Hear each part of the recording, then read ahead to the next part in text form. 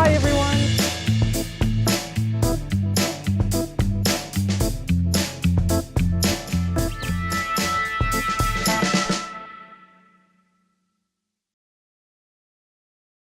Hello beautiful soul, and welcome back to this wonderful online summit, Connecting Soul Beings.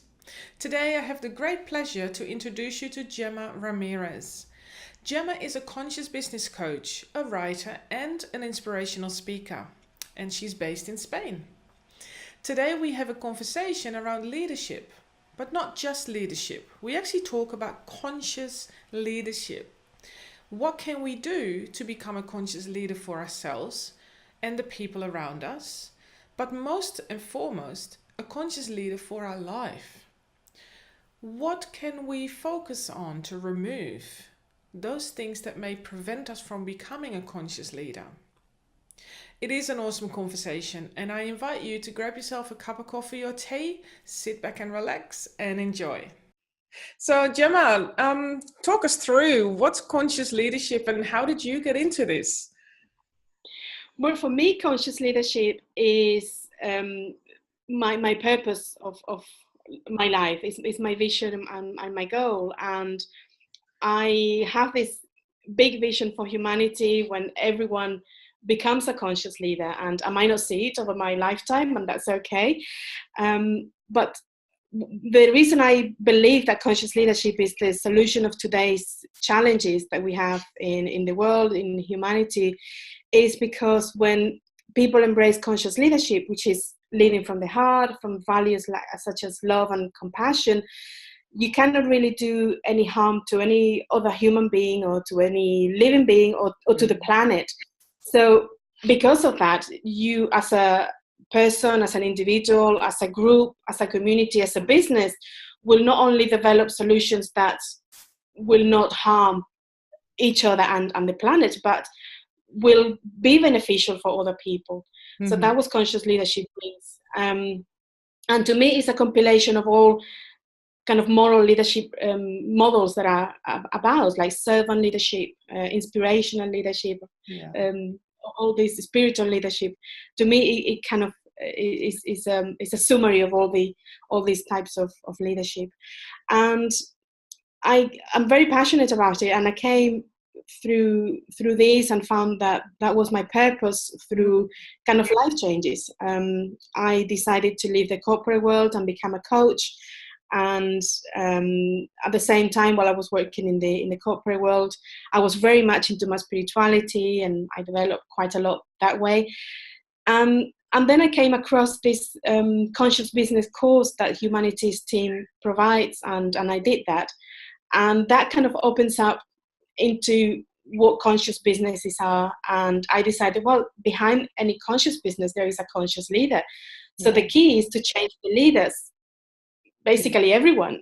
And it kind of made sense, and it tied it up with everything that I was doing at the time in the business side and on my spiritual side. And it just came the root of all the projects that I was coming up with. So that's how kind of I came across it, and so very clearly that it was the solution to everything if everyone kind of embrace that as a way of living. Yeah, exactly. And you see that shift happening now as well around the world, isn't it? That you see more and more leaders, managers in the workplace, supervisors, team leaders, CEOs, that they are becoming more conscious. Mm-hmm. Yes, yes, that is happening. Thank God for that. There's still lots of work to be done, but it's true that people are waking up and realizing that we are at a turning point. We have to do something about the global issues that are happening. Mm-hmm. And people are realizing that it's about going within and changing yourself. We cannot change the world. I cannot change the world on my own, but I can change myself. And by changing myself, I can show other people, and together we do it. Yes. So that's the way forward. And many people are waking up to that truth. Thank God for that. Yeah. And it's beautiful to watch that process happening for someone. Yes, it is. Exactly. And it's like a ripple effect, and it's exactly that, you change yourself to have that effect outwards. And then people automatically respond to that without them even realizing that they're doing it. So yeah, that becomes that ripple effect, which is absolutely wonderful to see. That is so true. That is so true, especially if you kind of embody that. Like I'm obsessed, I'm very passionate about conscious leadership. So I'm constantly talking about it. And suddenly I have my friends or people around talking about that too, and thinking, oh, it's a good idea. And it's because I'm so enthusiastic about it. Yeah. That is contagious. So that's the way forward for anything you want to put out in the world. Absolutely. Yeah, for sure. So what is the best thing that you get out of it in terms of this being your purpose and your life path? But what are you truly getting out of it for yourself? The best thing, I realized one day I was doing a course, and through the course I have to kind of step up as a leader and do some game-based exercises. And through the course I realized that I still had lots to learn as a conscious leader myself. And I felt like, oh my God, I'm telling the world to become a conscious leader, and I am not a fully developed one yet. Yeah. So I realized that really I was doing this for myself. And the best thing about it is that I am becoming the conscious leader that I feel the world needs to become. And finding out what it is for me is changing as the world changes, as I change, and it develops with me. So it's a huge, interesting process of spiritual growth, internal growth, and at the same time, I know that it's as I grow, other people are growing. Yeah. So that's the biggest thing is for my own development, and that's the best I can do for the world. Really, as I develop into a better human being, because that's basically what conscious leadership is about: developing into a better human being. Other people can do that, and I can leave as a legacy the blueprint on how to do it. Yeah, exactly. And it's actually interesting to observe doing this particular project for the summit, to observe that other experts, the other speakers are experiencing similarities, as in, we are still learning at the same time. So yeah, we are absolutely teaching other people, but we have done that ourselves. Yeah. And as we continue to teach, we are still learning. Absolutely. Yeah. Absolutely. And that's a wonderful process. Absolutely. It's beautiful because we're all teachers and we're all students at the same time, just collaborating, which is one of the qualities that I see for conscious leaders, this collaboration and the humility of being always a follower, which is something I've learned recently, that to be a good leader, you have to be a good follower. So it's the same. To be a good student, you have to be a good teacher, and to be a good teacher, you have to be a good student. So they go together. We constantly learning, and it never ends. No, exactly. Yeah. So how would the learnings and the teachings and what you have experienced so far, how can it help humanity to become more one and to raise the energy at the same time? That's the key, becoming one. I think the main thing is raise awareness, which is all I can do. Raise awareness that you can actually be happier and be more fulfilled by embracing conscious leadership. So if you do it for you, first you become happier, you find your life purpose, you become more fulfilled because of that. And because you become happier and more fulfilled, people around you become happier and more fulfilled, and it's a ripple effect. So that's the best gift we can give to humanity, is really developing into that for ourselves and then for each other. I've also realized that the conscious leader figure that I'm developing is nothing new. Is what many spiritual leaders have talked about in the past. Is kind of the perfect human being, someone who is living from the heart and from deep core values, from the values of the soul. So it's going back to the greatness that you are, that you already are, that conscious leader within. We just have forgotten that you are. Yes. Yeah, so really it's just getting rid of the programming, of the unconscious biases that we have, the judgments, all the limiting beliefs that we might have, and just let that true self, that authentic power come through. That's it. Yeah. Simple to say, Sim- but I was just going to say, it sounds so easy. And sometimes it is quite easy, right? Because how do you get from that place of not being conscious and having all these judgments and limiting beliefs and everything else that makes us feel heavy and dark and really down and out? How do we get to that place of being conscious and to a state where we can make those shifts? It takes practice. First, you have to make the decision to want to do that. Okay, I want to become a conscious leader, or I want to develop into a better human being, or I want to develop certain quality within myself. Whatever it is, you have to make the decision. Without that, there's no point of doing anything else. So once you are committed, then it's a process. It's a process of being aware, most of all, being aware of your own thoughts, of your own actions, or how you react to things, and look at what things you don't like and what would you like to change. I like to model other people for things that they do that I like to have within myself, so that's a good thing, because they have gone through the process themselves, so you don't have to go through all the things. So I have gone through all the steps to become a conscious leader, all the things that I believe that must be incorporated into a conscious leader. So other people don't have to go through the whole ups and downs that I've been through and all the years of wondering what I'm doing here. So modeling other people is a great thing, because it will make things faster for you once you make the decision. I think those are the two key things: kind of being aware of the things you want to change, and making the decision. Making the decision is key. And then it's a slow process. I don't like to kind of generalize, but lasting changes will take long, because I think nowadays we want to things that change quickly. I want to change that, and normally quick changes cure the symptoms but not the root of the causes, while a huge transformation and a deep transformation that converts you into a better human being or a conscious leader might require going within, and it might take time, it might not, but it might take time. Yeah, exactly. Because sometimes, it can happen quickly. Once we make a decision, you can see that all of a sudden things just start to fall into place and we shift really quickly. But sometimes, it does take time, because there might be some underlying stuff that's happening and things that we may have taken on from, we've had other experts speaking about this life, but also previous lives that may have an impact right now. So, absolutely.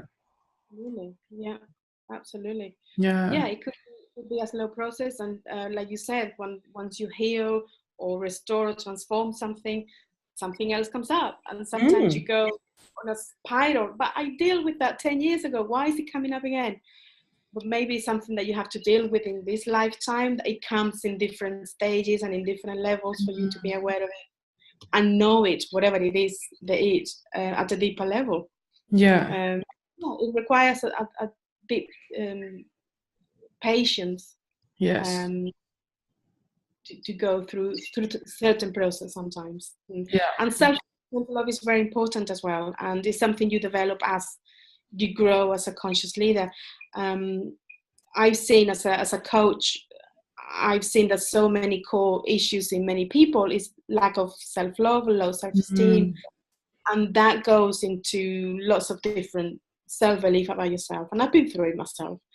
And that is the key issue that is blocking people because of the programming they've had when they're little, from previous lives that you said. So there's lots of different aspects to look at. Yeah, absolutely. So how do we consciously show up as a leader? The reason why I'm asking is that when people hear the word leader, they automatically assume that it is in a workplace, or you as someone who is in a certain position, such as, for example, a prime minister or CEO, or you have your own business. But for people that don't have their own business, how can they show up as that leader that's conscious? Yes, that's so true. And thank you for bringing that up. A friend of mine, I was doing a series of webinars recently, and she's the kind of person that questions everything, and that was great because it made me rethink things a lot, and be aware of things I haven't thought about. And that was one of the things that she brought. She said, well, you know, I because she's Spanish, and in Spain we associate a leader with a boss, which is not the same thing at all. And she wasn't resonating with the word leader. And suddenly we were talking about it, and we got the concept is conscious people. And that's it. Is conscious leadership applies to all walks of life, in obviously in work situations, but in life. We are leaders, whether we know it or not, whether we acknowledge ourselves as leaders or not. We are leading our own lives. We are making decisions about our own lives. Even if someone is totally undermined by someone else, they're still making decisions to be that way. Yeah. So when we know that we are leading our own lives and we are the owners of our own lives, then you take ownership, and that's taking responsibility for it.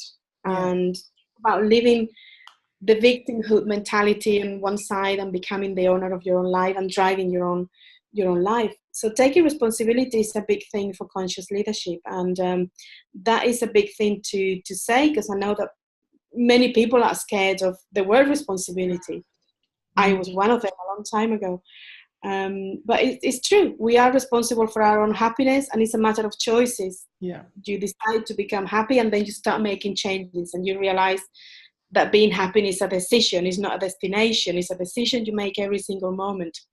How things affect you. You can decide to, I'm going to be angry, and I'm going to be angry for 2 days, or you can decide to let go and heal the anger and see what the anger is bringing you and learn from it. So it's a decision you take every single moment. So by knowing that you are leading your own life and you are the owner of your own happiness, you are a leader. That's all what conscious leadership is about, being conscious that you are a leader, whether you know it or not. You're leading your own life, and you might be leading at work, you might be leading a family, you might be leading a Facebook group, whatever it is, you're always leading. And you're always following as well. And it's okay to have both roles going on. Yeah. And by doing that and by living that way, you actually inspire other people to do the same. Absolutely. Yeah. I love the word inspiration. And that's what we can do. I don't like kind of, when I talk about conscious leadership, I'm very passionate about, but my aim is to inspire other people. I don't really want to convert anyone, but inspiring it's touching the soul of the other person. So they start tapping into that greatness that they are, into that conscious leader that they are inside. Call it conscious leader, call it Buddha nature, call it your soul. But yeah, inspiration does that. It touches the soul, and people see a light, and they want to have the same thing for themselves. So, yeah, wonderful. It's really beautiful to tap into that for a moment, just to see that, and that everybody can do this. Everybody can be that leader. Everybody can be very inspiring, because sometimes I hear people say, I'm so inspired by that person. I wish I was at that level. And sometimes I cringe when I hear that, because I feel we are all already at that level. We just haven't tapped into it yet. Yes. And that's what I love about the work that you do, because you help people to actually bring that out in them. Yes. Say, hey, you can be that inspiring person. You can be that leader for you, for your family, for your friends, for the business or your own company, whatever that is. Yeah, that's wonderful. It's about recognizing that you already are that. Yeah. And just removing the things that are not preventing you from being it, because you already are that. Yeah. But limiting beliefs or programming or million things that might be hindering you being your greatest self. But everyone is already at that level, and everyone has a story to tell. whether it's a story of their lives or the way they think, the way they believe. Everyone is unique and extraordinary. And it's beautiful to tap into that and allow it that to, or see that to come out in people. Yeah, definitely. Have you got one particular thing that you would love people to know so that they can already make a start in becoming that conscious leader? Yeah, for me, the first step into becoming a conscious leader is to start living from the heart. And that's based on the teachings of my last teacher. She died 2 years ago, and she left me her legacy. And she was all about opening people's hearts. And that's the first thing I do in my course and in my coaching sessions. Tap into the power of your heart.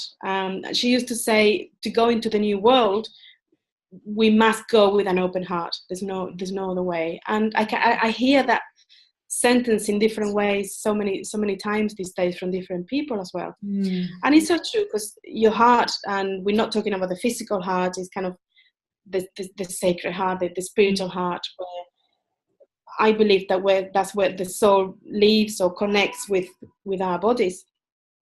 When you live that way, you be your authentic self, and from that place, then you can tap into your greatness, you can tap into your future, into your past, into anything, into the wisdom that is lying around, into the universal intelligence. So that is the key. And being in that space, it opens you up to love and compassion, which is the key values of the conscious leader that connects you to other people. That would be my first step. And I have a meditation that people can access on my website. Is already there for free. That takes you through how to open the heart in a very beautiful way. Yeah, wonderful. Yeah, and that's really that connection with yourself first. That's absolutely, that's beautiful, because that's one of the things I teach people as well, is to connect to themselves, to their hearts, before you have a connection to animals, or to other people, or to souls or spirit, whatever you want to connect with. But having that connection with yourself first is absolutely the number one step. I so agree with that. And it's such a beautiful place to be, to be in your own heart, to feel your own love, to feel that beautiful place. And it's such a warming, loving experience. And, sometimes emotional even. Because it's almost like you're reacquainting yourself with yourself. Absolutely. Yeah. And you look at it in the mirror and you see something different. You see a different spark in your eyes that you don't see when you are in the mind or just out of your center. Yeah. Absolutely. And you see people being drawn at you when you are in that space, and animals, of course, as well. They feel very drawn to you when you're in your own open heart, in your own space. Oh, absolutely. Yeah, because you get yourself to an energetic level where the animals always, I call it vibrate, where their energy always hangs out, and there's that beautiful place where you can have that instant connection. And sometimes we already have that with people, right? When you meet someone and you go, wow, it's like I've known you for so many years. That's already having that connection and being in your heart, having that, initial contact. That's wonderful. Yeah, it's true. It can be instant, maybe triggered by past life connections, or maybe the other person is already in the heart, and it reminds you, and you instantly connect to that. So it's a beautiful place to be, and it's the best we can do for other people, to be in our hearts and then show them how to access that as well, if they, which is it's interesting, because I thought that everybody kind of knew what opening the heart meant. And recently a friend of mine who we've been friends for a while, and she also knew my teacher. She asked me recently, so what really is opening the heart? And I was shocked. Oh my God, if she doesn't know, many people might not know either. No. I decided not to take that knowledge for granted. That kind of explain what opening the heart is. And it's like you just said, it's being in your own center, is knowing yourself, going into that space that you know yourself, getting the mind out of the way, the emotions out of the way, and what's left is your true essence. Yeah, beautiful, wonderful. Wow, that's awesome stuff. I love it. You do such amazing work, Gemma. It's just fantastic. Yeah, thank you so much for being here with us in this world, in this lifetime, and teaching us how to be more conscious through the heart. That's absolutely amazing. And I want to thank you so much for your energy here on the summit. It is fantastic. Yeah. Thank you for inviting me and having me. It's a true pleasure and a true honor. Thank you. Thank you so much.